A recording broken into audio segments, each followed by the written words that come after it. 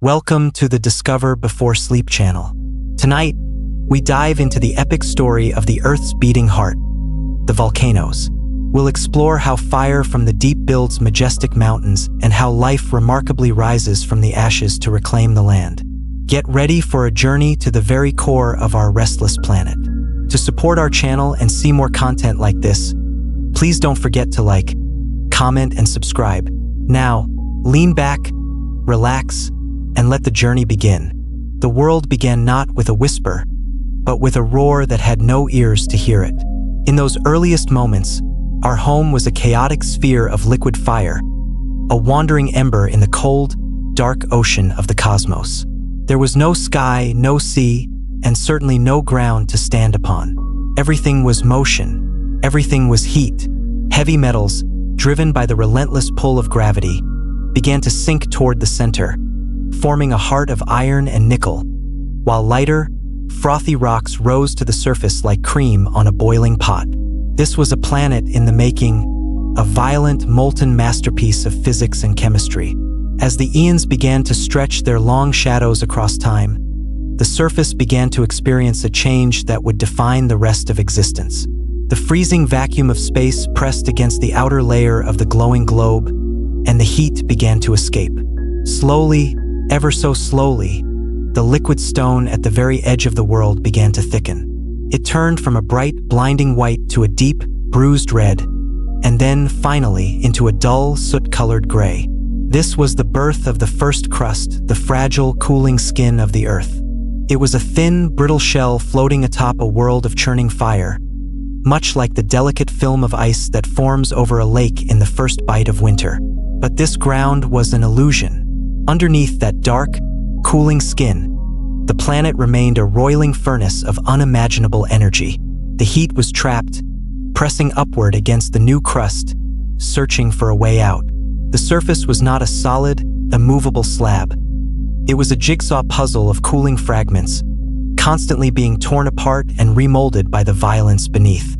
To look upon the Earth at this time would be to see a landscape of black, jagged stone illuminated by the orange glow of endless cracks.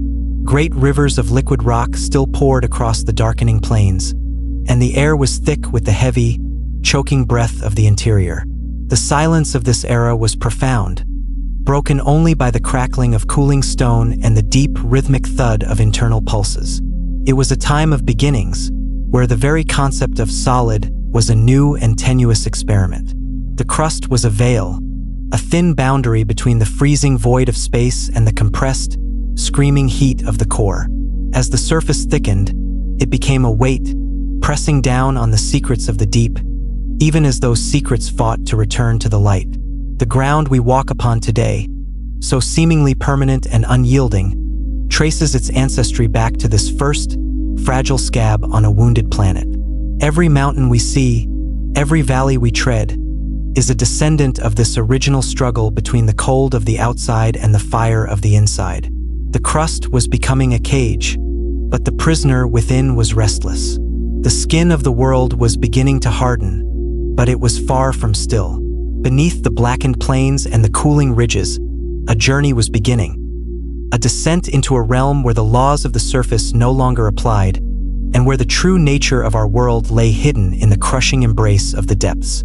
As the surface temperature continued to drop, the rock grew more stubborn, more rigid, yet it remained a mere dusting of soot over a gargantuan engine.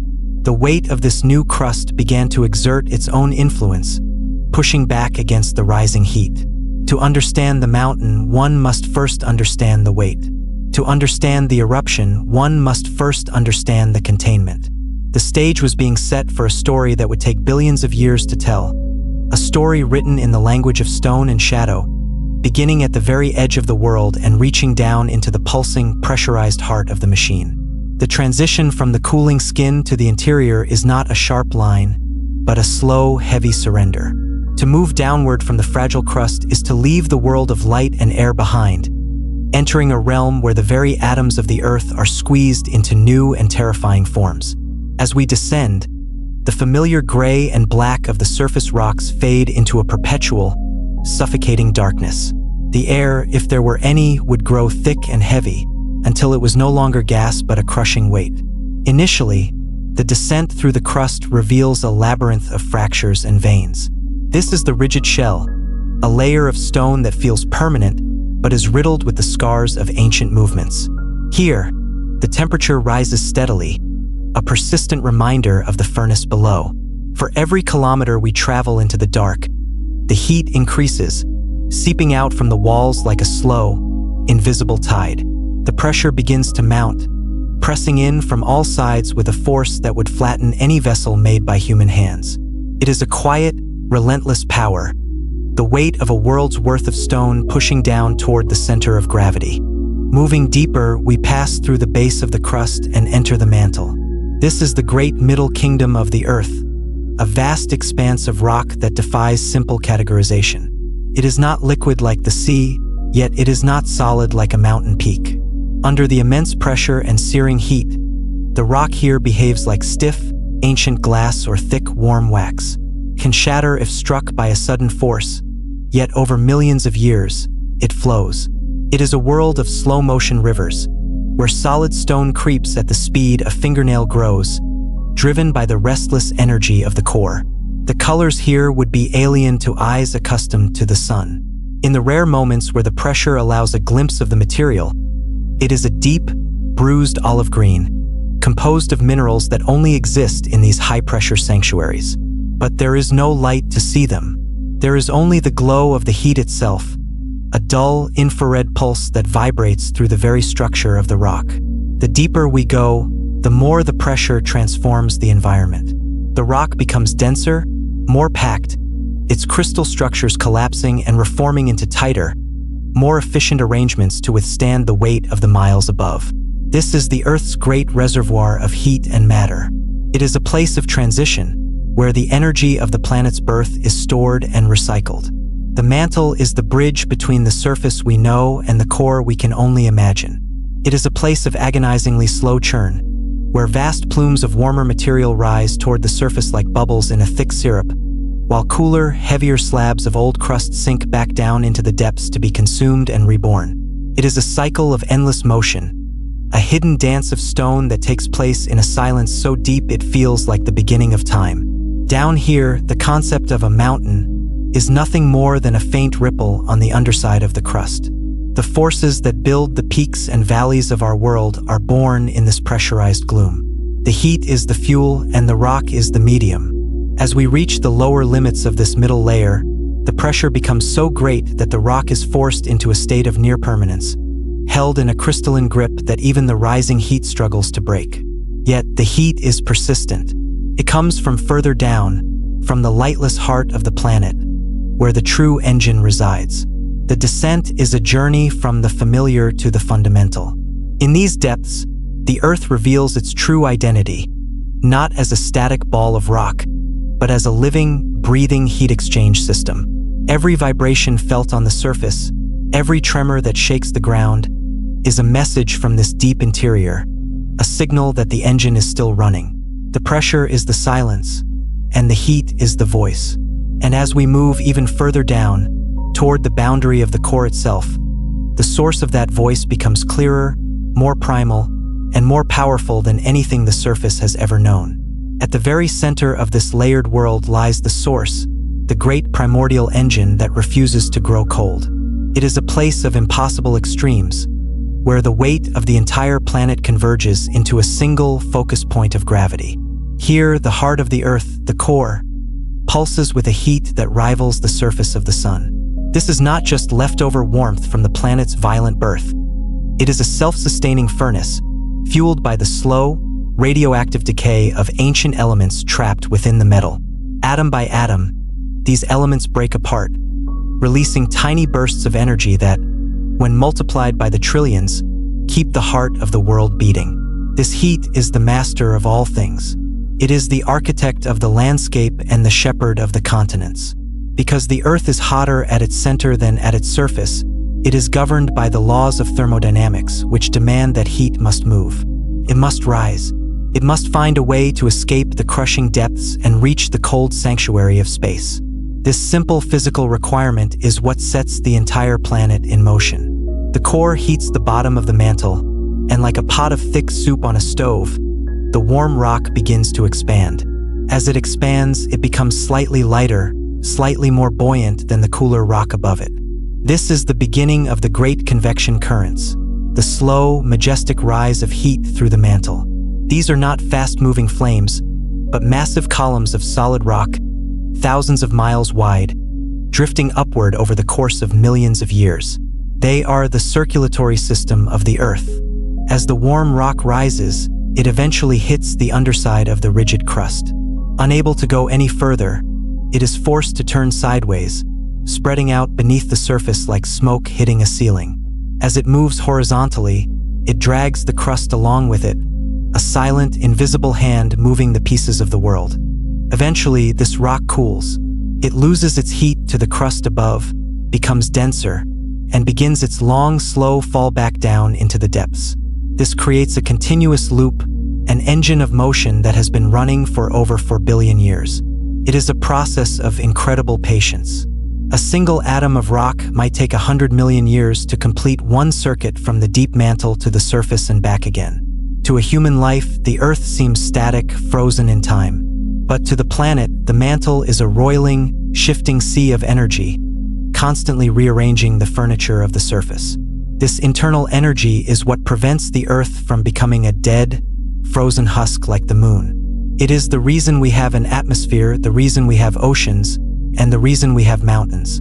The heat engine is the source of all change. Without this rising warmth, the crust would be a tomb, a silent and unchanging shield over a cold heart.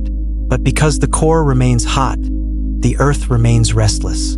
The pressure from below is constant, a relentless pushing that seeks out every weakness in the crust, every crack in the armor. As the rising plumes of heat press against the underside of the surface, they begin to warp and stretch the rock above. The crust, once thought to be a solid and impenetrable barrier, begins to feel the strain. It is being heated from below and pulled from the sides. The illusion of solid ground is about to be shattered. The energy that started in the radioactive heart of the core has traveled through thousands of miles of pressurized stone, and now it has reached the final frontier, the surface. Here, the slow movement of the interior will manifest as something much more sudden, much more violent, and much more visible. The stage is set for the breaking of the world. The heat has arrived at the gates, and the crust, the cold, brittle skin we call home, is starting to groan under the pressure. The first cracks are about to appear, and through those cracks, the story of the mountain will finally begin to take shape. The transition from the cooling skin to the interior is not a sharp line, but a slow, heavy surrender. To move downward from the fragile crust is to leave the world of light and air behind, entering a realm where the very atoms of the Earth are squeezed into new and terrifying forms. As we descend, the familiar gray and black of the surface rocks fade into a perpetual, suffocating darkness. The air, if there were any, would grow thick and heavy, until it was no longer gas but a crushing weight. Initially, the descent through the crust reveals a labyrinth of fractures and veins. This is the rigid shell, a layer of stone that feels permanent but is riddled with the scars of ancient movements. Here, the temperature rises steadily, a persistent reminder of the furnace below. For every kilometer we travel into the dark, the heat increases, seeping out from the walls like a slow, invisible tide. The pressure begins to mount, pressing in from all sides with a force that would flatten any vessel made by human hands. It is a quiet, relentless power, the weight of a world's worth of stone pushing down toward the center of gravity.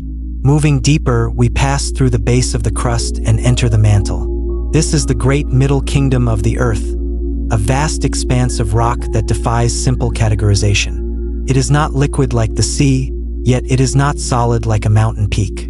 Under the immense pressure and searing heat, the rock here behaves like stiff, ancient glass or thick, warm wax, can shatter if struck by a sudden force, yet over millions of years, it flows. It is a world of slow-motion rivers, where solid stone creeps at the speed a fingernail grows, driven by the restless energy of the core.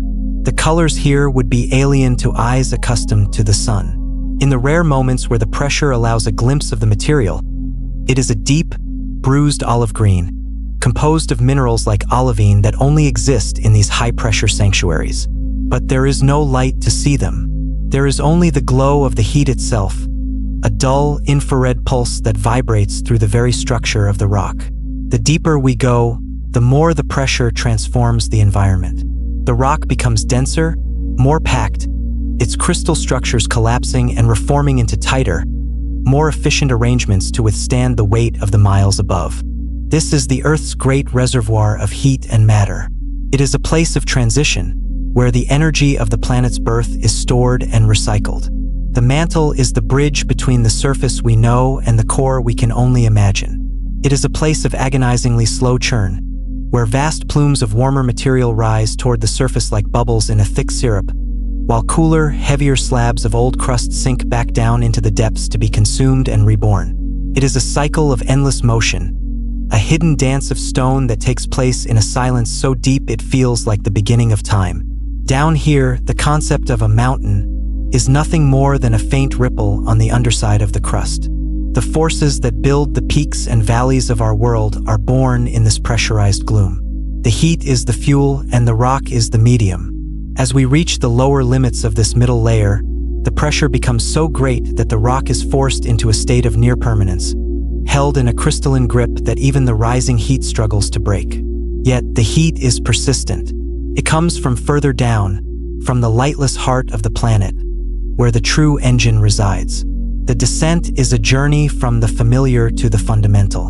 In these depths, the Earth reveals its true identity, not as a static ball of rock, but as a living, breathing heat exchange system. Every vibration felt on the surface, every tremor that shakes the ground, is a message from this deep interior, a signal that the engine is still running. The pressure is the silence, and the heat is the voice. And as we move even further down, toward the boundary of the core itself, the source of that voice becomes clearer, more primal, and more powerful than anything the surface has ever known. At the very center of this layered world lies the source, the great primordial engine that refuses to grow cold. It is a place of impossible extremes, where the weight of the entire planet converges into a single focus point of gravity. Here, the heart of the Earth, the core, pulses with a heat that rivals the surface of the sun. This is not just leftover warmth from the planet's violent birth. It is a self-sustaining furnace, fueled by the slow, radioactive decay of ancient elements trapped within the metal. Atom by atom, these elements break apart, releasing tiny bursts of energy that, when multiplied by the trillions, keep the heart of the world beating. This heat is the master of all things. It is the architect of the landscape and the shepherd of the continents. Because the Earth is hotter at its center than at its surface, it is governed by the laws of thermodynamics, which demand that heat must move. It must rise. It must find a way to escape the crushing depths and reach the cold sanctuary of space. This simple physical requirement is what sets the entire planet in motion. The core heats the bottom of the mantle, and like a pot of thick soup on a stove, the warm rock begins to expand. As it expands, it becomes slightly lighter, slightly more buoyant than the cooler rock above it. This is the beginning of the great convection currents, the slow, majestic rise of heat through the mantle. These are not fast-moving flames, but massive columns of solid rock, thousands of miles wide, drifting upward over the course of millions of years. They are the circulatory system of the Earth. As the warm rock rises, it eventually hits the underside of the rigid crust. Unable to go any further, it is forced to turn sideways, spreading out beneath the surface like smoke hitting a ceiling. As it moves horizontally, it drags the crust along with it, a silent, invisible hand moving the pieces of the world. Eventually, this rock cools. It loses its heat to the crust above, becomes denser, and begins its long, slow fall back down into the depths. This creates a continuous loop, an engine of motion that has been running for over 4 billion years. It is a process of incredible patience. A single atom of rock might take 100 million years to complete one circuit from the deep mantle to the surface and back again. To a human life, the Earth seems static, frozen in time. But to the planet, the mantle is a roiling, shifting sea of energy, constantly rearranging the furniture of the surface. This internal energy is what prevents the Earth from becoming a dead, frozen husk like the moon. It is the reason we have an atmosphere, the reason we have oceans, and the reason we have mountains. The heat engine is the source of all change. Without this rising warmth, the crust would be a tomb, a silent and unchanging shield over a cold heart. But because the core remains hot, the earth remains restless. The pressure from below is constant, a relentless pushing that seeks out every weakness in the crust, every crack in the armor. As the rising plumes of heat press against the underside of the surface, they begin to warp and stretch the rock above. The crust, once thought to be a solid and impenetrable barrier, begins to feel the strain. It is being heated from below and pulled from the sides. The illusion of solid ground is about to be shattered. The energy that started in the radioactive heart of the core has traveled through thousands of miles of pressurized stone, and now it has reached the final frontier, the surface. Here, the slow movement of the interior will manifest as something much more sudden, much more violent, and much more visible. The stage is set for the breaking of the world. The heat has arrived at the gates, and the crust, the cold, brittle skin we call home, is starting to groan under the pressure. The first cracks are about to appear, and through those cracks, the story of the mountain will finally begin to take shape. The rising tide of heat, having journeyed across the vast, pressurized silence of the mantle, finally meets the underside of the world. Here, the soft, creeping motion of the deep earth encounters the cold, unyielding reality of the surface. This boundary is where the planet's skin, once a uniform and cooling shell, begins to betray its fragility. The crust is no longer just a lid. It is a landscape of tension, a canvas being stretched to its absolute limit by the invisible hands of the convection currents below.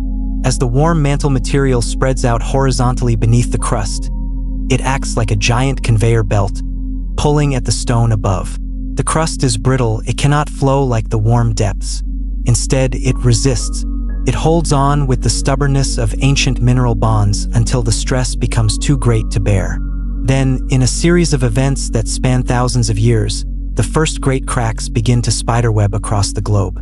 These are the weak zones, the fundamental scars that will dictate the shape of every continent and the location of every volcano for the rest of geological time.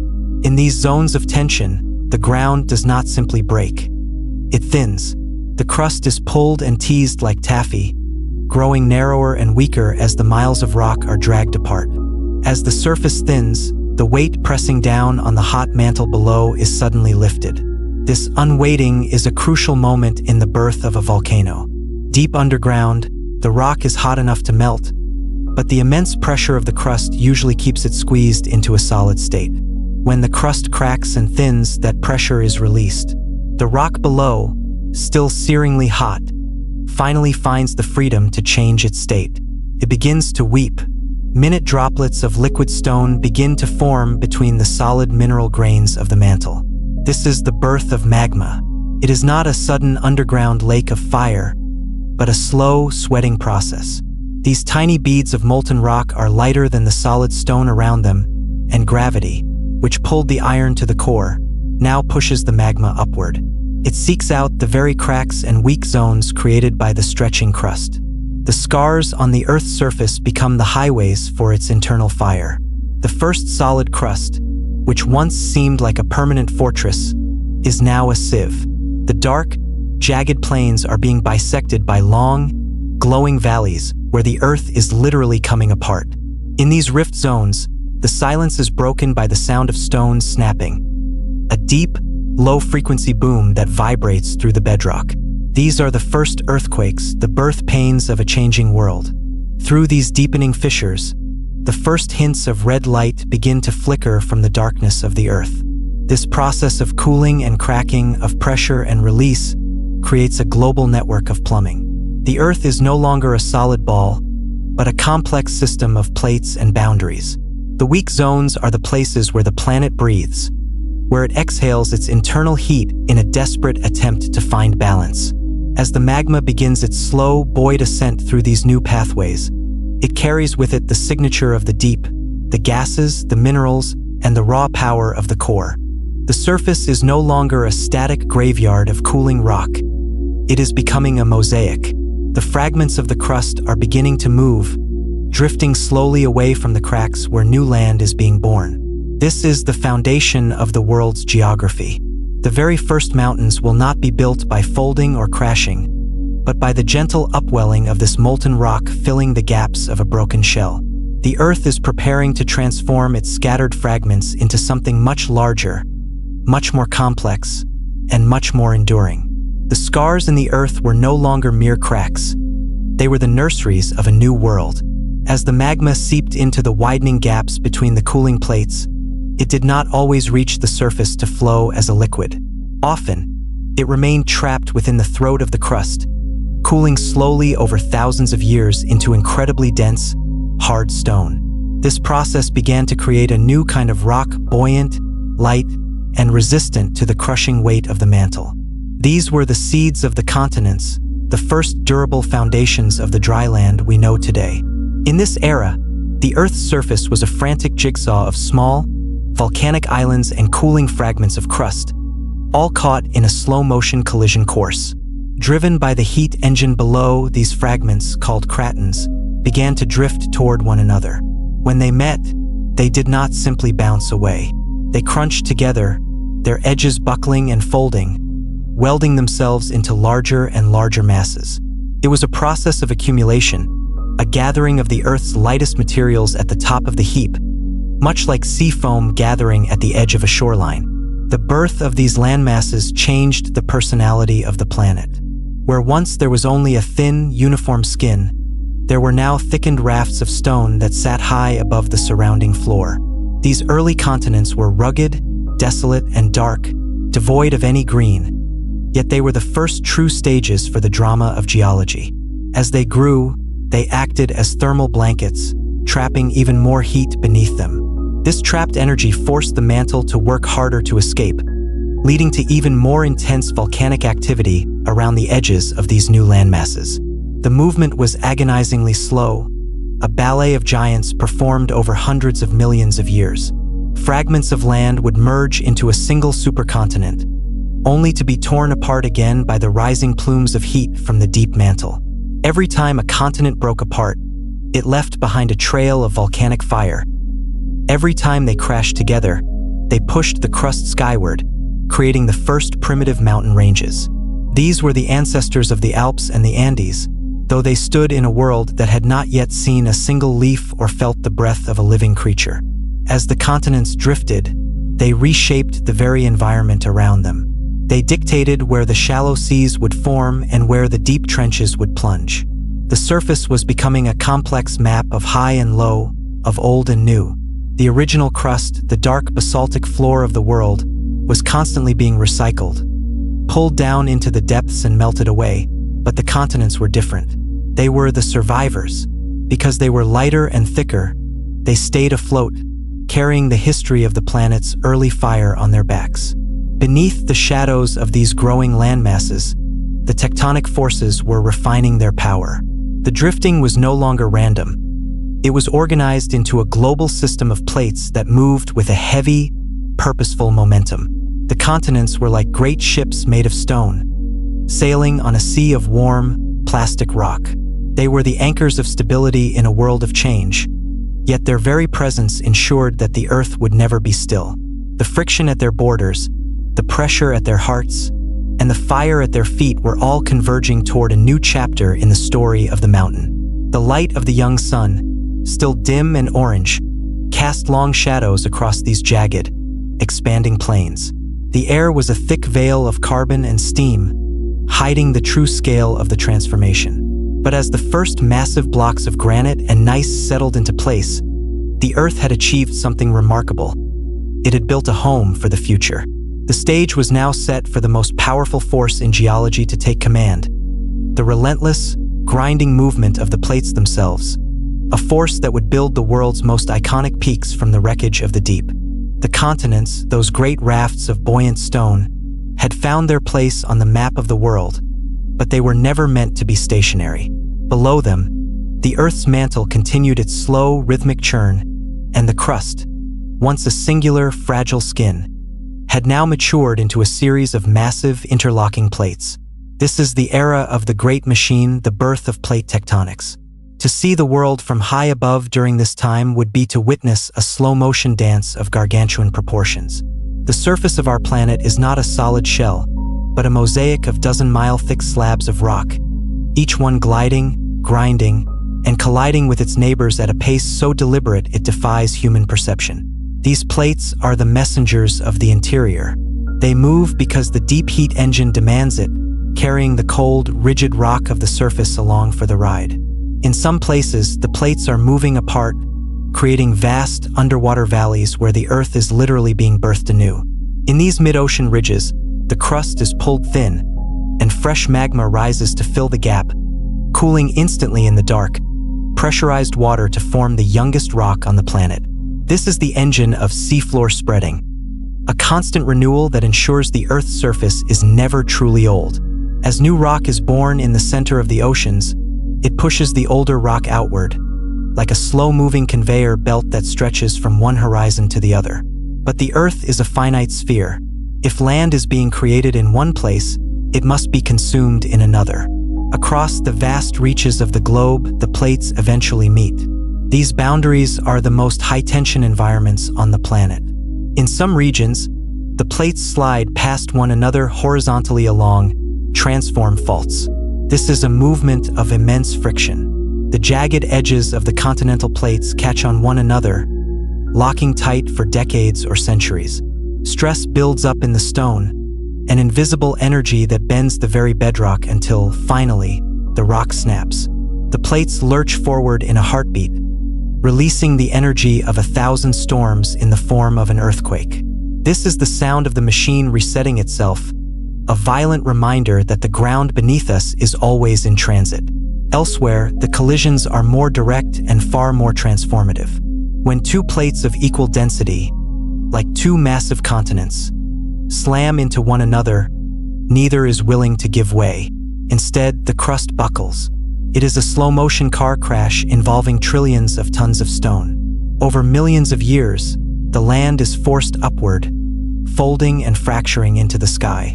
This is how the great mountain chains of the interior are born, skeletons of old rock pushed to heights where the air grows thin and cold.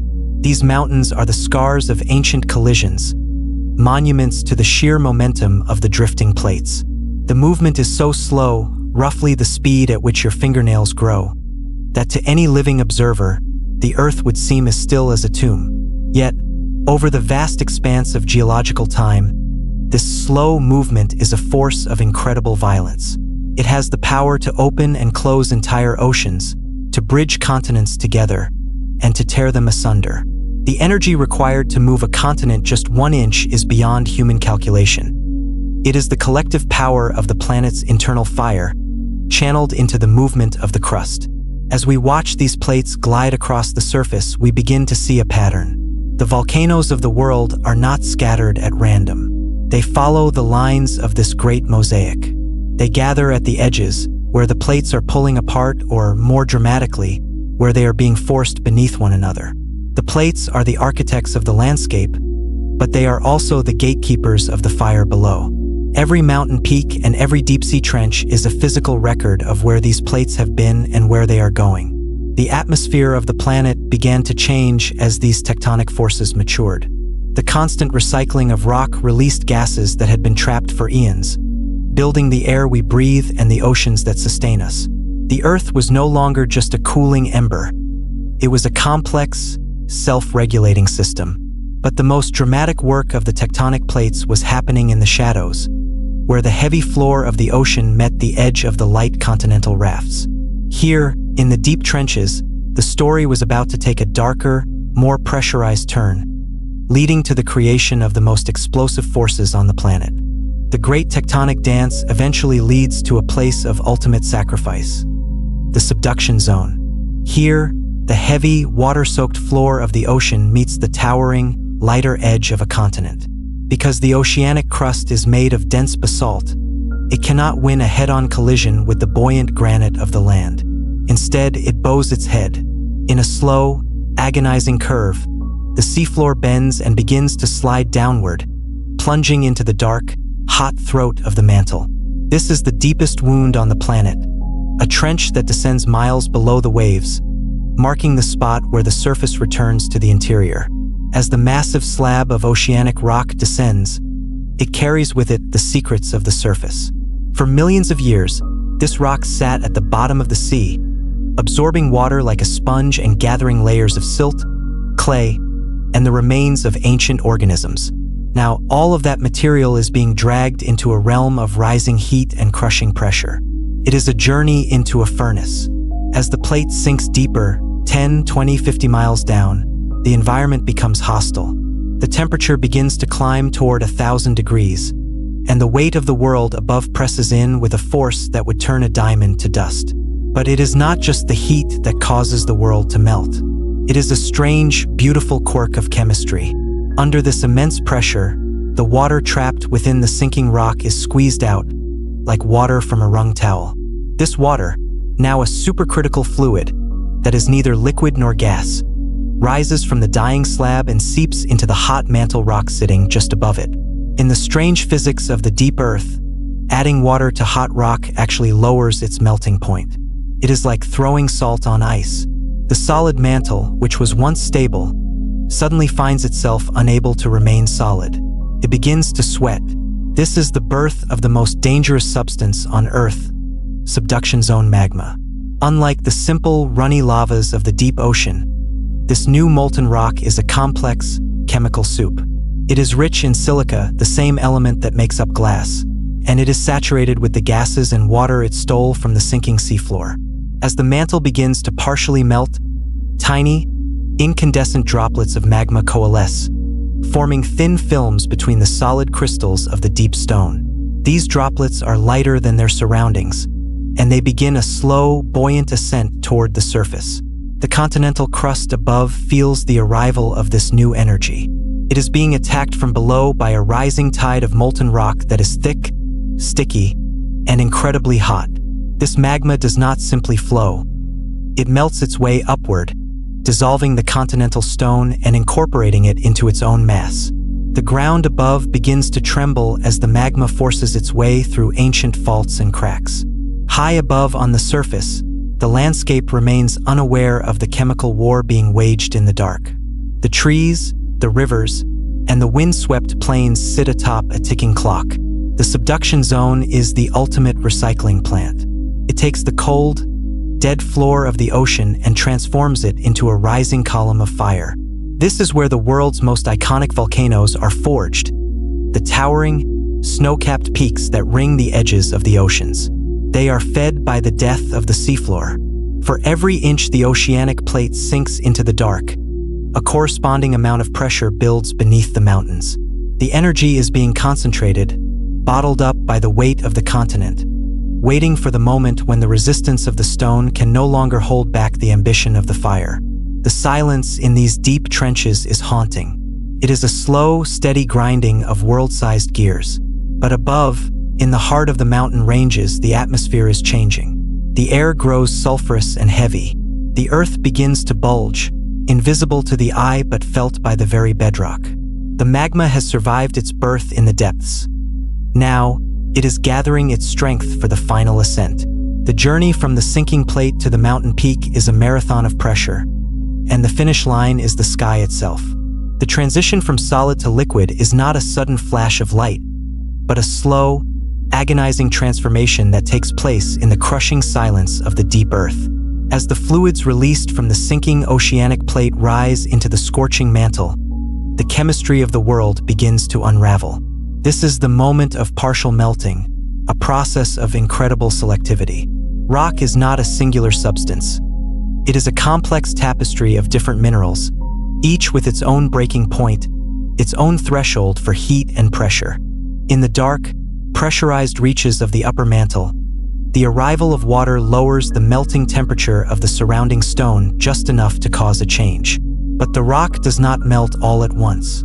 Instead, the minerals with the lowest melting points, the silica-rich components, are the first to surrender.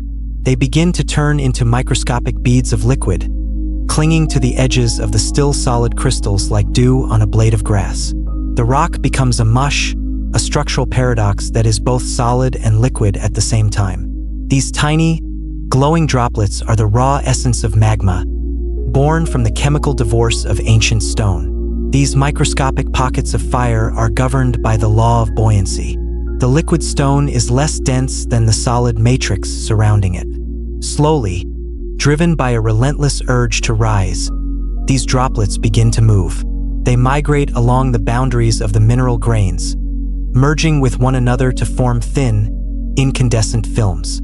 Over centuries, these films grow into narrow veins, and those veins find each other to form larger channels. It is a subterranean drainage system, but instead of water flowing downhill, it is fire flowing upward, threading its way through the labyrinthine pores of the Earth's mantle. As the magma rises, its character begins to change. It is an opportunist, a traveler that steals from every environment it passes through. As it encounters the base of the continental crust, the magma is significantly hotter than the surrounding rock. It begins to mine the crust from below, melting the granite and sediment it touches and absorbing their chemical signatures. This process, known as assimilation, thickens the magma. It becomes richer in silica, making it more viscous, thicker and more resistant to flow, like cold molasses compared to water. This thickness is a defining trait of the mountains yet to be born. Because the magma is sticky, it traps the gases that were dissolved within it under immense pressure: water vapor, carbon dioxide, and sulfur dioxide. These gases are like the bubbles in a sealed bottle of soda, held in suspension by the weight of the miles of rock above. As long as the pressure remains high, the gases stay quiet. But the magma is constantly moving toward a world of lower pressure. It is carrying a hidden tension, an internal energy that grows more volatile with every foot it gains toward the surface. The heat of this rising mass is immense, creating a halo of transformation around it. The solid rocks surrounding the magma channels are baked and folded, their original identities lost to the searing proximity of the melt. This is a realm of slow, vertical migration where the Earth's interior is being reorganized. The magma is no longer just a byproduct of subduction. It has become a distinct entity, a rising pillar of liquid ambition that is searching for a place to rest, to gather, and to grow. High above, the surface of the Earth remains cool and indifferent, but the foundations of the land are being softened. The heat is no longer a distant pulse from the core. It is a physical presence, a localized swelling of energy that is preparing to challenge the integrity of the crust. The magma has survived its difficult birth and its long journey through the mantle. Now, it is reaching the base of the crust, where the resistance is greater and the path becomes more complex. It is time for the fire to gather its strength in the shadows, waiting for the cracks that will lead it to the sky. The magma, now a thick and glowing slurry of melted minerals and trapped gases, reaches a formidable barrier, the base of the continental crust. Up until this point, the ascent has been a steady climb through the yielding plastic rock of the mantle. But the crust is different. It is composed of lighter, colder, and more rigid materials that act as a ceiling to the rising fire. The magma cannot simply burn through this massive shield in a straight line. Instead, its momentum slows, and it begins to spread out laterally, pooling at the boundary where the mantle meets the crust. This is a quiet, hidden assembly, a gathering of forces in the dark. As the magma stalls, it begins to inflate the boundary. Imagine a massive, incandescent blister forming beneath the skin of the world. Because the magma is under less pressure here than it was in the deep mantle, it starts to change. It cools ever so slightly against the cold continental rock, and as it cools, the first crystals begin to grow within the liquid. These crystals, made of heavy minerals like olivine or pyroxene, are denser than the surrounding melt. Like a slow-motion snowfall of stone, they sink to the bottom of the magma pool, leaving the remaining liquid even more enriched in silica and gases. This is the refinement of the fire. The magma is becoming more concentrated, more volatile, and more dangerous. The surrounding crustal rock is not a passive observer. It is subjected to a relentless thermal attack. The heat from the pooled magma, thousands of degrees of persistent energy, softens the bottom of the continent. The solid rock begins to warp and flex, bending upward under the hydraulic pressure of the rising melt. This is a slow, rhythmic swelling that can last for tens of thousands of years. The magma is patient. It waits for the crust to weaken, for the heat to create new fractures, or for the tectonic forces of the planet to pull the ground apart just enough to offer a way forward. During this long pause, the magma breathes into the crust. It sends out thin fingers of heat and chemical-rich fluids that penetrate the rock above, altering its composition. This zone of interaction is a chaotic frontier of melting and freezing. Sometimes the magma finds a pre-existing fault, a scar from an ancient earthquake, and begins to wedge it open. Using its own buoyancy as a lever, the molten rock forces its way into these narrow cracks, a process called diking. Each new injection of magma acts like a hydraulic ram, pushing the walls of the rock apart and gaining a few more meters of height. The gathering is not a single event, but a series of pulses. New batches of magma rise from the subduction zone below, feeding into the pool and keeping the temperature high. Each pulse brings fresh gases and fresh energy, ensuring that the system does not freeze solid. The pressure begins to build to staggering levels. The gases, mostly water vapor and carbon dioxide, that were once dissolved comfortably in the melt are now beginning to form tiny bubbles as the magma rises into lower pressure territory.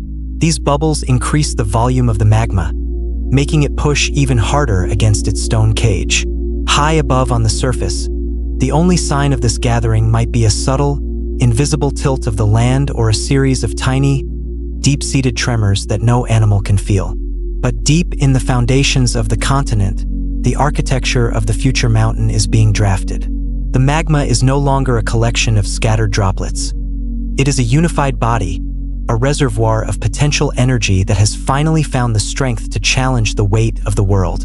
It is preparing to leave the boundary and carve out a permanent home within the crust itself. The silence of the deep gathering is deceptive. It is the silence of a bowstring being drawn back to its limit. The crust is groaning, the heat is melting the path ahead, and the bubbles of gas are beginning to vibrate with the urge to expand.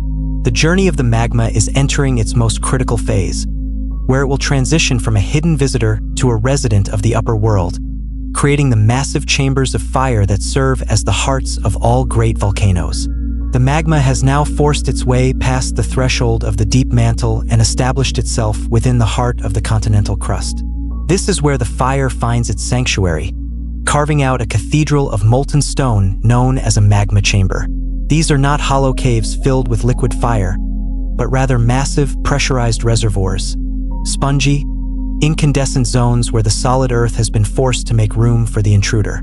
A magma chamber is the beating heart of a volcano, a hidden engine of transformation that can sit miles beneath the surface for hundreds of thousands of years, growing, breathing, and evolving. As the magma arrives in these upper crustal chambers, the environment changes once again. The pressure is significantly lower than in the deep earth, and the surrounding rocks are much colder.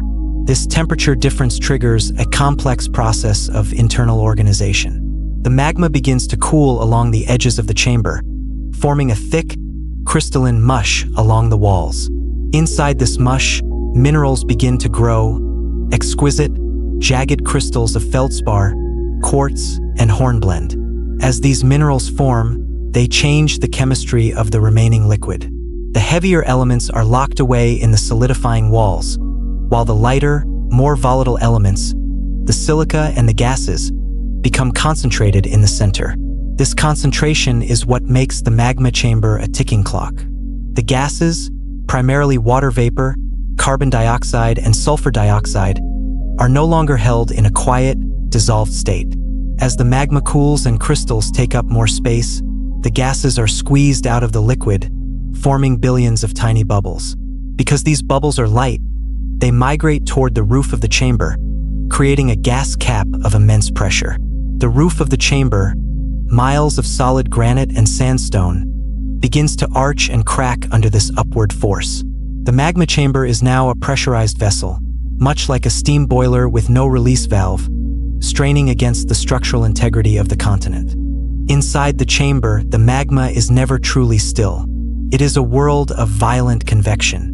Hot, fresh magma from the subduction zone below occasionally pulses into the bottom of the chamber, stirring the older, cooling melt.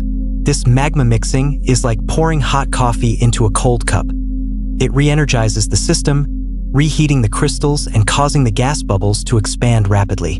These pulses of new energy send shockwaves through the crust, creating swarms of earthquakes that vibrate through the bedrock. The chamber is growing, melting the surrounding country rock and incorporating it into the melt, expanding its territory like a slow-moving, glowing amoeba. The shape of the chamber is dictated by the fractures in the crust. Some are vast, flat sheets called sills that push between layers of ancient sediment. Others are vertical, pipe-like structures called dikes that wedge their way toward the surface. Over millennia, these chambers can become enormous, holding enough molten rock to bury entire mountain ranges. Yet, for all their power, they remain invisible to the world above. A forest might grow, a river might carve a canyon, and civilizations might rise and fall on the surface, all while 1 trillion tons of molten rock churns and builds pressure just a few miles beneath their feet. The magma chamber is a place of agonizing tension. It is where the raw energy of the Earth's interior is refined into the specific chemical flavor of a future eruption. If the magma is thin and runny, it may eventually leak out quietly. But in these silica-rich continental chambers, the magma is thick and stubborn. It does not want to flow. It wants to explode. The gases are now screaming for release, and the roof of the chamber is beginning to fail. The stone is thinning, the fractures are lengthening, and the path to the sky is almost clear. The chamber has reached its limit. The balance between the weight of the mountain above and the pressure of the gas below is shifting. The Earth is no longer just warm. It is bulging. The silence of the deep crust is about to be replaced by the sound of the world breaking open, as the magma finds the final, fatal cracks that will lead it from its dark cathedral into the blinding light of the surface. The pressure within the subterranean cathedral has reached a breaking point. The ceiling of the magma chamber, once a solid and insurmountable fortress of stone, is now a web of agony. Under the relentless upward thrust of the gas-charged melt, the bedrock does not simply give way, it shatters in slow motion. This is the birth of the conduit, the vascular system of the volcano. The magma, acting as both a lubricant and a wedge, begins to exploit the fundamental flaws of the Earth's crust. The faults left behind by ancient tectonic collisions and the fractures born from the cooling of the continent. These pathways are not clean, open pipes. They are a chaotic vertical labyrinth of jagged cracks. As the magma forces its way upward, it performs a violent act of hydraulic fracturing. The liquid stone is so pressurized that it acts like a diamond-tipped drill, wedging into microscopic fissures and prying them apart with the weight of the entire mantle behind it. This is a journey of extreme resistance. Each foot of progress is won by snapping the bones of the Earth. On the surface, the struggle manifests as a rhythmic clicking of the world, the long-period earthquakes that seismologists will one day use to track the movement of the fire. As the magma rises into these narrow dikes and conduits, the physics of the journey undergoes a terrifying shift. The weight of the overlying rock, the lithostatic pressure, is rapidly decreasing. For the trapped gases, this is the moment they have been waiting for. Within the rising column of stone, the billions of tiny bubbles of water vapor and carbon dioxide begin to expand. No longer mere specks, they grow into foaming voids. The magma is no longer a heavy liquid. It is becoming a vesiculated froth, a glowing sponge of rock and gas. This expansion makes the magma even lighter, increasing its speed. What began as a slow, glacial creep of inches per year accelerates into a steady climb of meters per hour. The rising fire encounters different layers of the world on its way up. It cuts through ancient seabeds, coal seams, and groundwater reservoirs. When the white-hot magma hits these pockets of water, the result is a series of subterranean explosions. The water flashes instantly into steam, expanding its volume 1,000-fold and blasting new holes through the rock. These phreatic pulses clear the path, turning the jagged cracks into a smoother, more direct chimney. The Earth is being hollowed out from the inside, a chimney of fire being carved through the heart of the mountain to be. Inside the chamber, the magma is never truly still. It is a world of violent convection. Hot, fresh magma from the subduction zone below occasionally pulses into the bottom of the chamber, stirring the older, cooling melt. This magma mixing is like pouring hot coffee into a cold cup. It re-energizes the system, reheating the crystals and causing the gas bubbles to expand rapidly. These pulses of new energy send shock waves through the crust, creating swarms of earthquakes that vibrate through the bedrock. The chamber is growing, melting the surrounding country rock and incorporating it into the melt, expanding its territory like a slow-moving, glowing amoeba. The shape of the chamber is dictated by the fractures in the crust. Some are vast, flat sheets called sills that push between layers of ancient sediment. Others are vertical, pipe-like structures called dikes that wedge their way toward the surface. Over millennia, these chambers can become enormous, holding enough molten rock to bury entire mountain ranges. Yet, for all their power, they remain invisible to the world above. A forest might grow, a river might carve a canyon, and civilizations might rise and fall on the surface, all while 1 trillion tons of molten rock churns and builds pressure just a few miles beneath their feet. The magma chamber is a place of agonizing tension. It is where the raw energy of the Earth's interior is refined into the specific chemical flavor of a future eruption. If the magma is thin and runny, it may eventually leak out quietly. But in these silica-rich continental chambers, the magma is thick and stubborn. It does not want to flow. It wants to explode. The gases are now screaming for release, and the roof of the chamber is beginning to fail. The stone is thinning, the fractures are lengthening, and the path to the sky is almost clear. The chamber has reached its limit. The balance between the weight of the mountain above and the pressure of the gas below is shifting.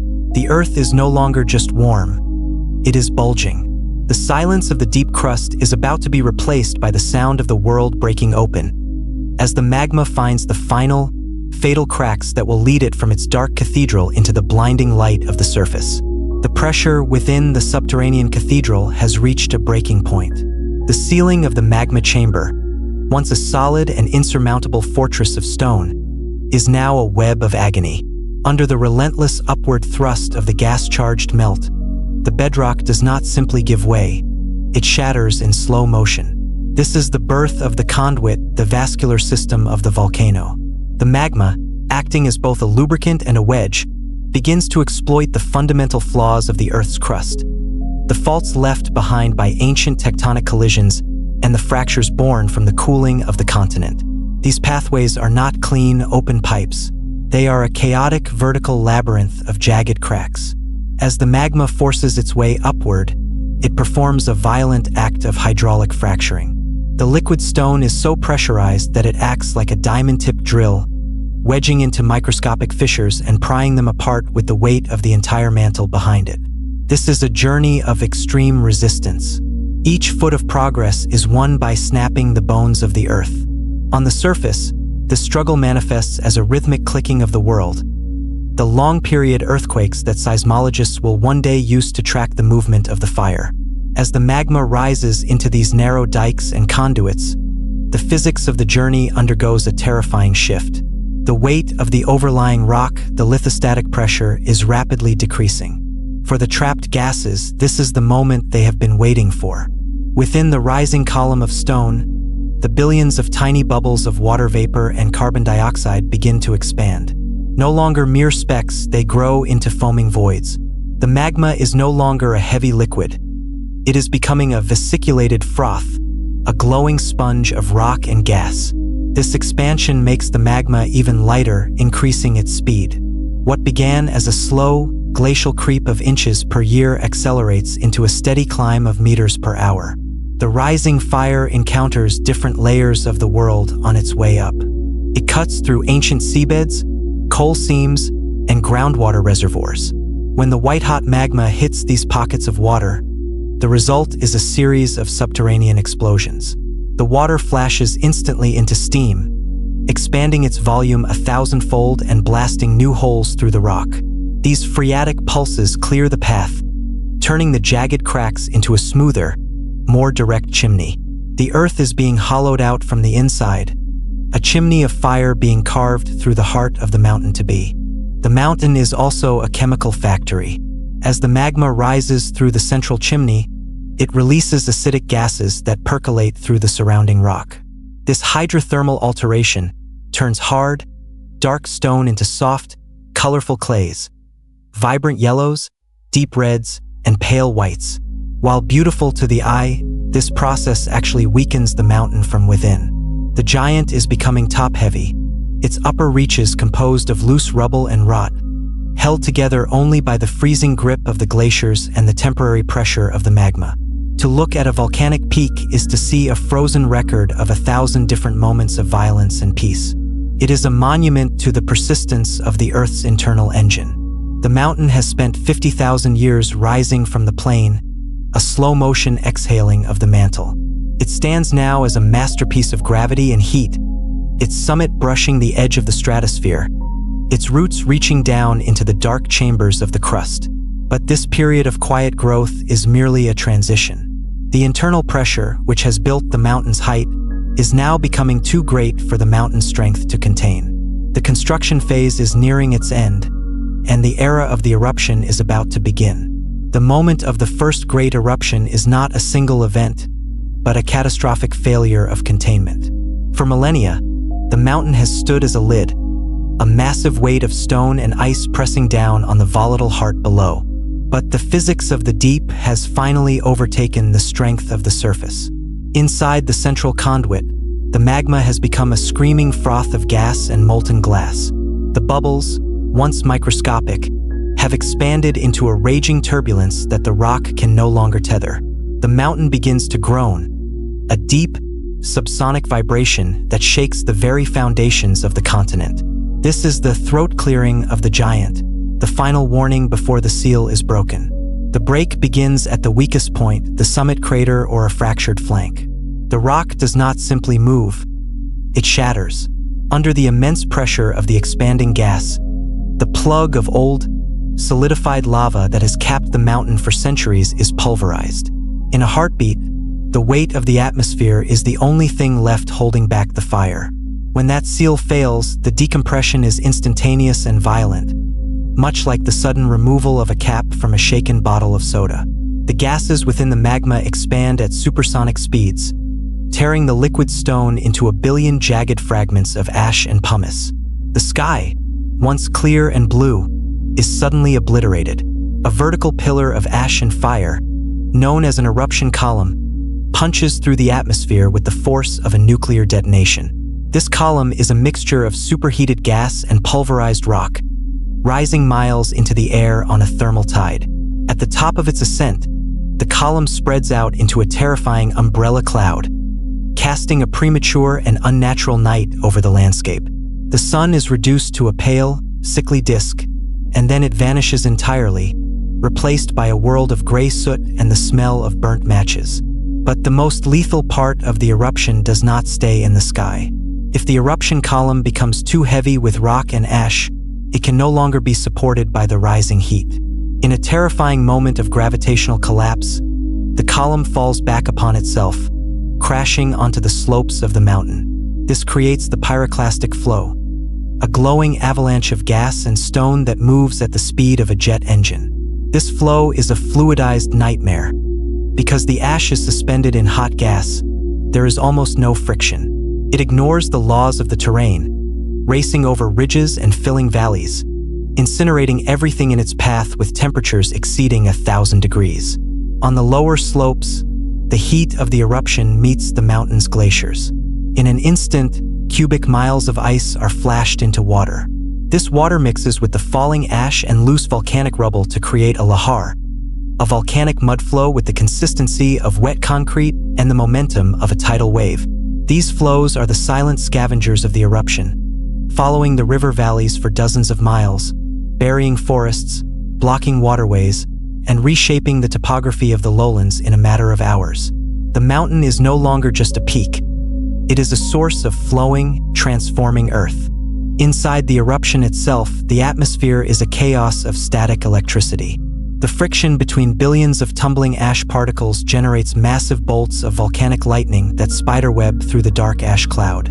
The sound is a continuous, earth-shaking roar, a frequency so low it is felt in the bones rather than heard in the ears. The mountain is literally disemboweling itself, shedding the weight it spent eons accumulating. Every second, tons of the Earth's interior are being cast into the wind, turning the internal secrets of the mantle into the new soil of the surface. As the hours pass, the initial violence begins to settle into a steady, rhythmic pulsing. The mountain has found its vent. The pressure is being bled off, but at a terrible cost to the landscape. The pristine peak is gone, replaced by a jagged, steaming crater.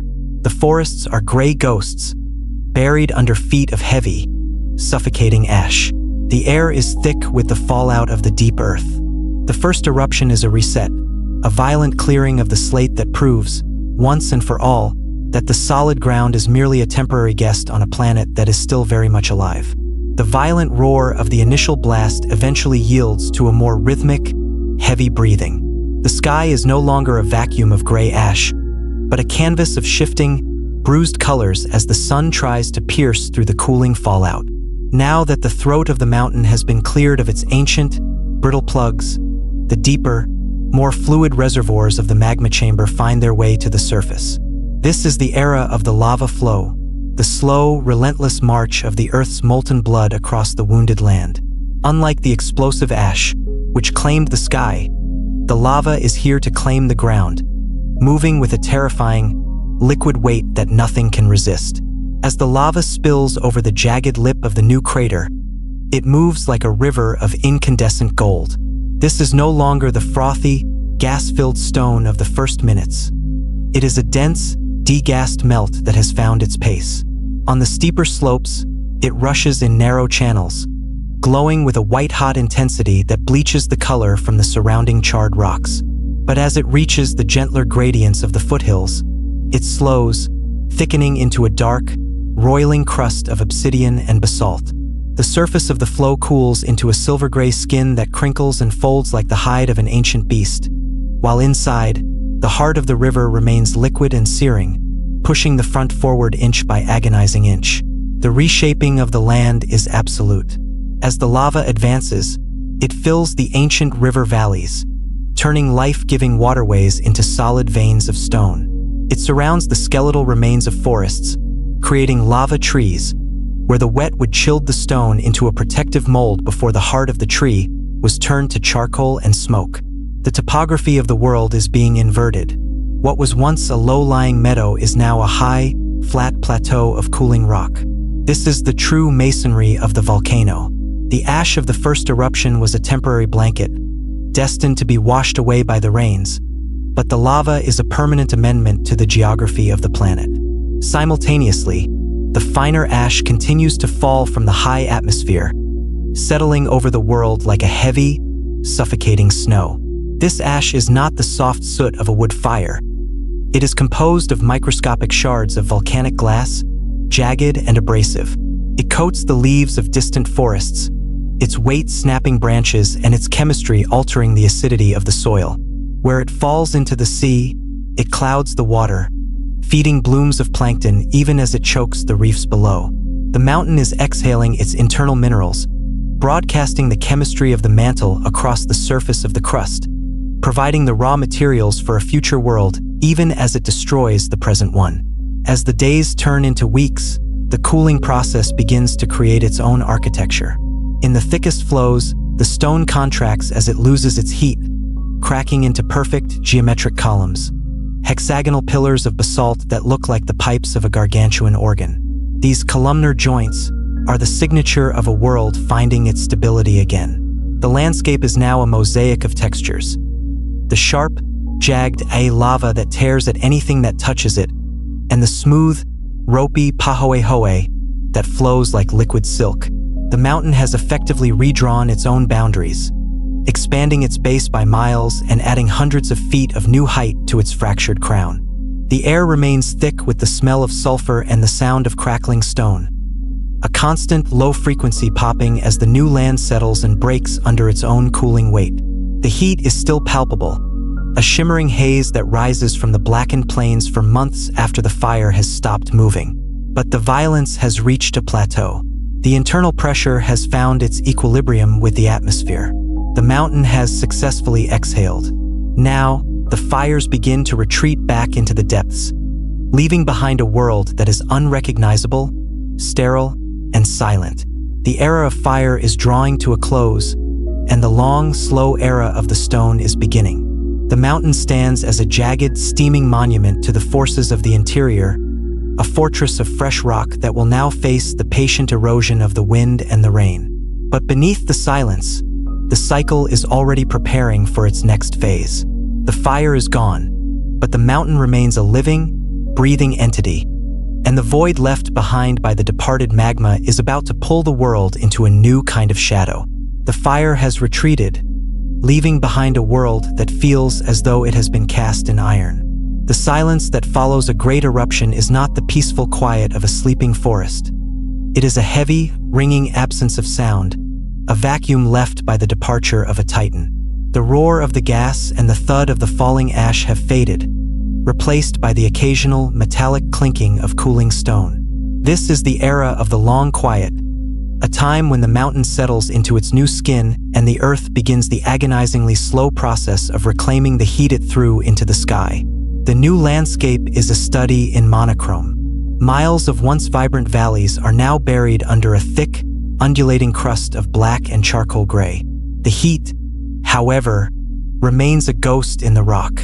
For years, the interior of the thickest lava flows will remain molten, insulated by the hardened surface. If you were to walk across this new land, you would feel the warmth through the soles of your boots, a reminder that the heart of the fire is still beating just a few feet beneath the surface. Occasionally, a plume of steam or a hiss of sulfurous gas escapes from a cooling crack, the mountain's final, dying breaths. As the magma chamber deep beneath the mountain empties, the structure loses its internal support. The weight of the miles of rock above is no longer balanced by the pressure of the melt. In a slow-motion catastrophe of gravity, the summit of the mountain begins to fail. It doesn't explode, it founders. Huge circular faults develop around the peak, and the entire center of the mountain sinks into the void left by the departed magma. This is the birth of the caldera, a massive cauldron-like depression that can be miles wide. What was once a soaring, needle-like peak is now a hollowed-out ring of jagged cliffs, a crown of stone surrounding a bowl of shadow. Inside this new crater, the air is still and heavy. Without the constant movement of gas and heat, the water begins to return. Rain and melted snow, no longer flashing into steam, begin to collect in the basin of the caldera. Over decades, a lake may form, a still, deep body of water that mirrors the jagged rim of the volcano. These lakes are often chemically hostile at first, saturated with the leftover acids of the eruption, but they represent the first transition from a world of fire to a world of water. The mountain is beginning to cool from the inside out, its thermal energy bleeding into the atmosphere and the surrounding bedrock. The stone itself is changing. The volcanic glass, once sharp and translucent, begins to weather. The wind, carrying grains of sand and ash, acts as a slow-motion sandpaper, rounding the jagged edges of the lava flows. The rain, slightly acidic from the volcanic gases still lingering in the air, begins to dissolve the minerals in the basalt. This is the beginning of the Great Breakdown. The minerals that were forged in the high-pressure furnace of the mantle, olivine, pyroxene, and feldspar are unstable in the oxygen-rich, low-pressure world of the surface. They want to return to a more relaxed state. Cracks in the rock expand as water enters them and freezes, the relentless cycle of expansion and contraction prying the solid stone apart. The mountain is being dismantled by the very elements it helped to create. Large blocks of lava tumble from the caldera walls, piling up as talus slopes at the base of the cliffs. The geography is softening. The sharp, aggressive lines of the eruption are being smoothed into the rolling contours of a landscape in repose. The mountain is no longer an actor on the stage. It has become the stage itself. Yet, in this desolation, there is a hidden wealth. The volcanic ash and cooling lava are packed with the nutrients of the deep earth: potassium, phosphorus, and calcium, elements that have been locked away for billions of years. As the rock weathers into dust, it creates some of the most fertile ground on the planet. The silence is not a dead end, but a gestation. The mountain is waiting. The minerals are being prepared. The heat is almost gone, and the stage is being set for the first brave pioneers of life to find a foothold in the ruins of the fire. The desolation of the volcanic plateau is a vast, monochromatic canvas where time seems to have stopped. Yet in the microscopic world, the silence is already being broken. Life does not wait for the stone to become soft. It begins its conquest while the rock is still sharp enough to draw blood. The first arrivals are the invisible nomads of the air, microbes, and extremophile bacteria, carried on the wind or dropped by a passing bird. These pioneers find a world of harsh extremes, where the sun bakes the black stone by day and the heat of the earth radiates away into the freezing void by night. These microscopic settlers thrive on the very minerals that make the rock so hostile to others. They eat the sulfur, the iron, and the manganese, breathing life into the sterile basalt. As they live and die, their remains create the first microscopic thin film of organic matter, a biological glue that begins to catch the dust and the fine volcanic ash. This is the birth of the soil, a process so slow it is measured in the ticking of centuries. The mountain, once a source of destruction, is now providing the chemical foundation for a new empire. Soon, the visible pioneers arrive, the lichens. These strange, composite organisms, half fungus, half alga, are the master masons of the biological world. They cling to the jagged faces of the lava flows like colorful scabs of neon green, burnt orange, and ghostly gray. They secrete weak acids that etch into the glass and crystal of the stone, prying apart the mineral bonds to extract the nutrients hidden within. Behind the lichens come the mosses, cushioning the cracks and hollows where the first true moisture gathers. These green sponges trap the rainwater and the wind-blown seeds of more complex plants, creating tiny oases of life in a desert of glass. As the years turn into decades, the first higher plants begin to appear. These are often the specialists, ferns whose spores find sanctuary in the deep, cool shadows of lava tubes, or hardy grasses that can survive in the nutrient-poor ash. Their roots are like slow-motion dynamite, finding the microscopic fractures in the rock and expanding within them, prying the mountain apart from the top down. Every plant that takes hold is a victory over the fire. They die and decay, adding their carbon to the minerals of the mantle, thickening the soil and inviting more complex residents to the feast. The return of the animals is a cautious, tiered affair. Insects arrive first, riding the thermal currents or emerging from the ash-covered soil where their ancestors may have survived in deep burrows. Spiders spin webs across the cooling vents, catching the wind-borne seeds and smaller flies. Then come the birds, attracted by the insects and the emerging seeds. They bring with them the biodiversity of the surrounding world, dropping the seeds of berry bushes and trees in their guano, effectively planting the mountain as they fly. Small mammals, rodents, and hardy mountain goats begin to navigate the jagged terrain, their hooves and paws further breaking down the stone. The mountain is no longer a forbidden zone. It is a laboratory of resilience. Within a few centuries, the black flows are bisected by green corridors. The caldera lake, once a cauldron of acid, has been neutralized by the rain and the surrounding vegetation. It becomes a sapphire eye reflecting the sky, teeming with life that has found its way into the high sanctuary. Looking upon the mountain now, one can see the layers of time. The lower slopes are cloaked in a thick, dark forest of pine or tropical hardwood, fueled by the rich, volcanic soil. Higher up, the trees give way to alpine meadows and finally back to the raw, gray stone of the summit. The volcano is a paradox. It has the power to erase a landscape in a single afternoon, yet it creates a soil so fertile that life returns with a vigor unseen anywhere else on Earth. The fire of the interior has been successfully converted into the green energy of the surface. The mountain has been reclaimed, but it remains a restless host.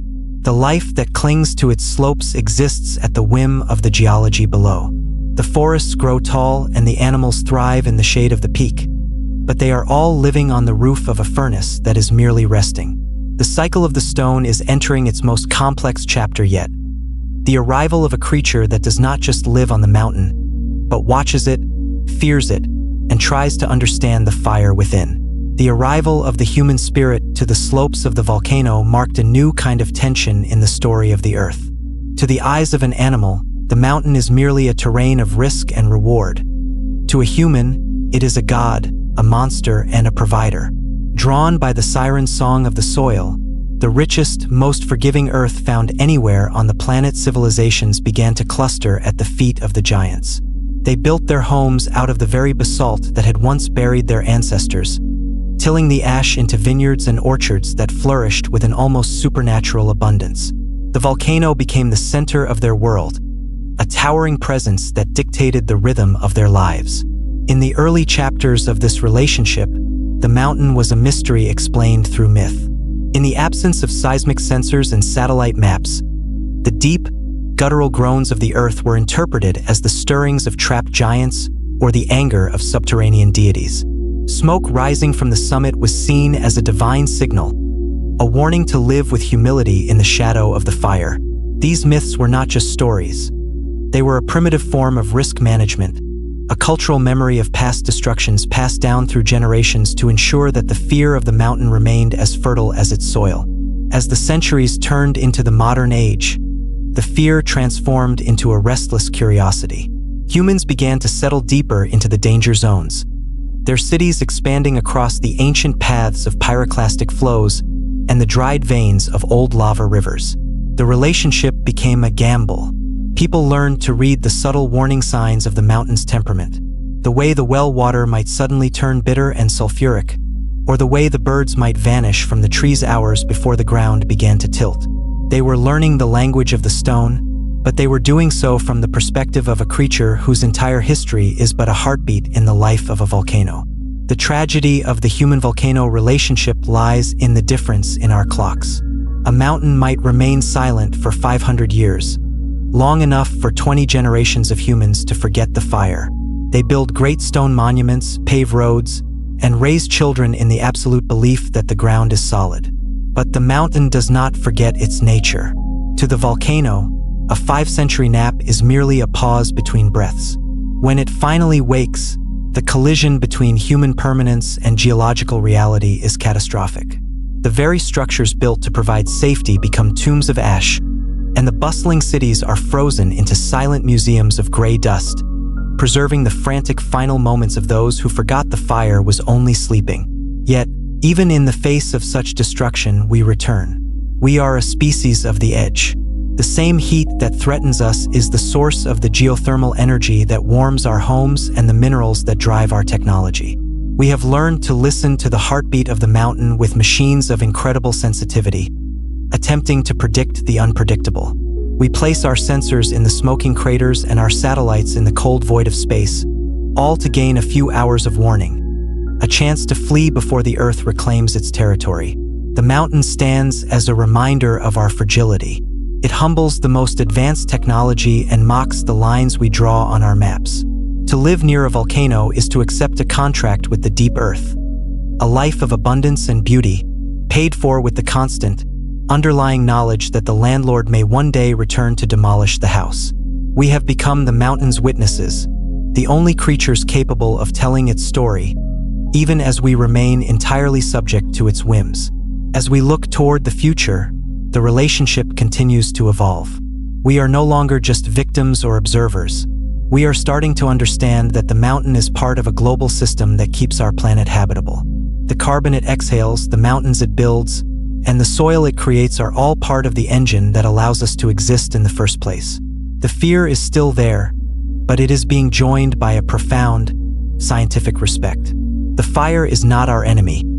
It is the pulse of the living world, and we are merely the newest guests in a house that was built long before we arrived. While the soaring peaks of the stratovolcanoes command our attention and define our horizons, they are merely the outposts of a far more profound and terrifying power. Deep within the crust, in the quietest corners of the continents, lie the hidden giants, the supervolcanic systems. These are not mountains in the traditional sense. They do not reach for the sky. Instead, they are vast, subterranean oceans of molten rock that have become so massive, so heavy, and so pressurized that the Earth's surface cannot support their weight. They are the ghosts of the geological record, systems of such scale that their true nature was only discovered when we began to look at our planet from the vantage point of space. A supervolcano does not erupt from a single chimney. Its chamber is actually a sprawling, interconnected network of magma reservoirs that can span thousands of square miles, a volume of liquid fire equivalent to a small sea. This magma is the ultimate concentration of the Earth's internal energy, refined over millions of years into a highly viscous, gas-saturated foam. Because the reservoir is so wide, it acts as a massive hydraulic lift, pushing the entire landscape upward in a gentle, almost imperceptible dome. There is no peak to warn the traveler. There is only a vast, high plateau where the ground itself is a lid on a furnace of continental proportions. When these giants finally break, they do not produce an eruption. They produce a collapse of the world. The pressure builds until the crust above the reservoir can no longer hold. Rather than a single vent, a ring of massive fractures, miles in diameter, tears open simultaneously. In a moment that defies human description, the entire roof of the reservoir, a block of the Earth's crust the size of a city, falls into the magma below. This piston effect forces the magma out through the ring fractures with a violence that makes a standard eruption look like a flickering candle. Thousands of cubic miles of ash are blasted into the stratosphere in a matter of hours, a volume of rock that could bury an entire continent under feet of gray soot. The aftermath of such an event is a scar on the face of the planet known as a resurgent caldera. It is a depression so large it can be seen from the moon, a collapsed kingdom of ash and steam. The environmental impact is global. The sulfur and ash injected into the high atmosphere create a worldwide veil, reflecting the sun's warmth back into space and plunging the Earth into a volcanic winter that can last for decades. The story of the mountain here becomes a story of the climate. The deep fire of the interior has the power to silence the life of the surface, resetting the biological clock of the entire world. Yet, even these monsters have a heartbeat. Beneath the silent, ash-filled basins of places like Yellowstone or the Phlegrean Fields, the magma continues to move. The ground breathes, rising and falling by centimeters every year as the hidden sea of fire waxes and wanes. Hot springs, geysers, and boiling mud pots are the only whispers of the Titan below, tiny safety valves for a system that is currently in repose. These giants remind us that our planet's energy is not just a builder of scenery, but a force capable of total transformation. We live in the intervals between these giants. The history of the Earth is a long, slow piece interrupted by these moments of unthinkable scale. To study a supervolcano is to look into the deepest, most patient part of the planet's furnace. It is a reminder that beneath the familiar mountains and the stable plains, there are reservoirs of power that we are only beginning to map. They are the ultimate architects of our atmosphere and the final arbiters of the surface. As we walk across these high, quiet plateaus, we are walking on the roof of the world's most powerful engine, a machine that is currently silent but never truly still. The existence of these hidden giants has forced us to change how we listen to the Earth. We have realized that the most dangerous forces are often the ones we cannot see. This realization led to the birth of a new era of vigilance, where we use every tool in our arsenal to monitor the subtle, invisible shifts of the ground. The transition from the era of myth to the era of data is complete as we turn our focus toward the technology that allows us to feel the very pulse of the stone. In the quiet halls of observatories perched on the edge of destruction, a new kind of silence has taken hold. It is no longer the silence of ignorance, but the focused electric stillness of the listener. We have moved from the era of myth to the era of the machine, turning the mountain into a patient on an operating table. To listen to a volcano is to translate the vibration of stone into the language of mathematics.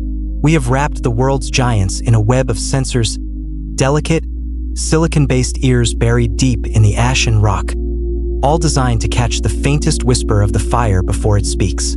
The most fundamental of these tools is the seismograph, a needle that tracks the heartbeat of the Earth.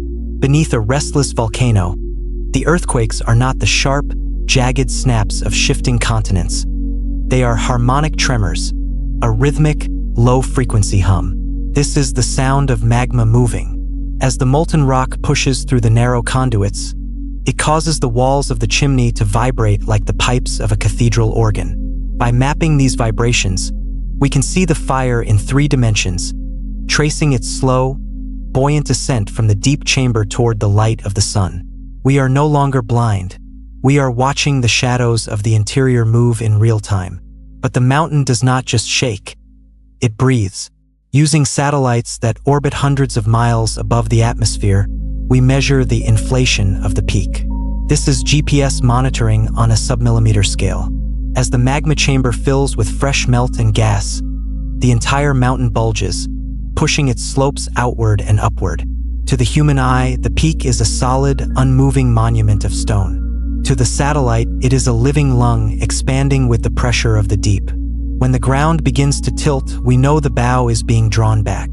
The mountain is signaling its intent, physically leaning into the future eruption. We also listen to the mountain's breath. Using spectrometers, we scan the plumes of gas that leak from the cracks in the crater, the fumaroles that hiss like steam valves. The chemistry of these gases is a window into the belly of the beast. If the ratio of carbon dioxide to sulfur dioxide begins to shift, it tells us that a new batch of magma has arrived from the mantle. Carbon dioxide, being less soluble, is the first to escape as the pressure drops. It is the herald of the fire. When the sulfur rises, we know the magma is close, its acidic breath dissolving the very rocks that try to contain it. This modern vigilance is a race against time. We are looking for the precursors, the subtle shifts in temperature, magnetism, and gravity that indicate the equilibrium has been lost. We drop robotic probes into the depths of lava lakes and fly drones into the hearts of ash clouds, gathering data where no human could survive. This information flows into supercomputers, where complex models attempt to simulate the physics of the eruption before it happens. We are trying to outthink the chaos of the mantle, looking for the pattern in the tremors and the meaning in the steam. Yet, for all our technology, the mountain remains a master of surprises. There are stealth eruptions that occur with almost no warning, and there are false alarms, where the magma gathers only to retreat back into the shadows. The machines tell us what is happening, but they cannot always tell us why. There is a humility in modern volcanology, a recognition that we are listening to a heartbeat that began 4 billion years ago, using tools that have existed for barely a century. We are eavesdropping on a conversation between the core and the crust, trying to catch the one word, now. That changes everything. The monitors and the maps have transformed our relationship with the peaks. We no longer wait in terror for the sky to fall. We watch the screens, waiting for the line to move. This data-driven vigil has saved thousands of lives, allowing cities to be emptied and families to be moved before the first stone is cast. But even as we master the science of the heartbeat, we are reminded that the volcano is not a machine. It is a portal to the deep, a reminder that the world we inhabit is only the thin, cooling surface of a much larger, much hotter story. The story of the volcano, which began in the lightless furnace of the newborn Earth, finds its meaning not in the violence of the blast, but in the profound continuity of the planet. We stand now upon a surface that is both a graveyard and a cradle, a landscape where every grain of sand and every towering cliff is a traveler from the deep. The volcanic mountain is the great mediator of our world, the bridge between the ancient, pressurized secrets of the interior and the fragile, breathing beauty of the surface. It is the architect of our existence, a reminder that the very ground we stand upon is not a static platform, but a slow-moving sea of stone in a constant state of rebirth. When we look at a mountain peak, we are looking at the earth exhaling. Each eruption is a recycling of the old into the new, a process that has kept our atmosphere thick, our oceans full, and our soils rich for eons. Without the restless movement of the tectonic plates and the rising heat of the core, the Earth would be a cold, dead moon, a silent witness to a universe it could no longer participate in. The volcano is the pulse of a living world. Its fire is the reason the wind blows and the rain falls. It is the source of the chemical complexity that allowed life to rise from the tide pools and eventually look back at the mountain with wonder. There is a deep scientific poetry in the way the Earth balances its books. For every mile of crust that sinks into the dark of a subduction zone, a new ridge is born in the center of the sea. For every forest buried in ash, A fertile plain is prepared for a future we will never see. This is the grand equilibrium of a restless planet, a system that values movement over stillness and transformation over permanence. The mountains are the monuments to this struggle, temporary ripples on the surface of a deep and patient ocean of rock. They teach us that change is the only true constant, and that beauty is often forged in the heart of unimaginable pressure. As we look toward the geological future, we see a world that will continue to move long after the memory of our cities has faded. The continents will continue their slow-motion voyage across the globe, colliding and tearing apart in a rhythm dictated by the cooling of the core. New volcanoes will rise from the seafloor, and old ones will be ground down by the wind into the dust of new plains. The fire will eventually dim billions of years from now, but for this moment, in this fleeting chapter of the Earth's life, the engine is running. The heart is beating. The mountains are growing. To understand the volcano is to accept our place in a story of immense scale. We are the observers of a process that began before the stars were right and will continue until the sun grows weary. We are part of the heat exchange, a biological flicker on the surface of a geological furnace. The fear we feel in the presence of the eruption is a healthy one. It is the respect of the small for the vast, the temporary for the eternal. But beneath that fear is a profound gratitude. We live on a planet that is still warm, still changing, and still capable of building worlds out of fire. The silence returns to the mountain, but it is a fertile silence. The snow caps the jagged rim of the caldera. The forests climb the lower slopes, and the sensors in the dark continue to listen to the hum of the stone. The earth is at rest, but it is not asleep. Deep below, the radioactive decay continues its work. The mantle plumes continue their rise, and the magma gathers its strength once more. The story of the volcanic mountain never truly ends. It only pauses, waiting for the next pulse of the internal engine to rewrite the map of the world. We walk upon the lid of a masterpiece in progress, guests of a restless earth that is, in every sense of the word, alive.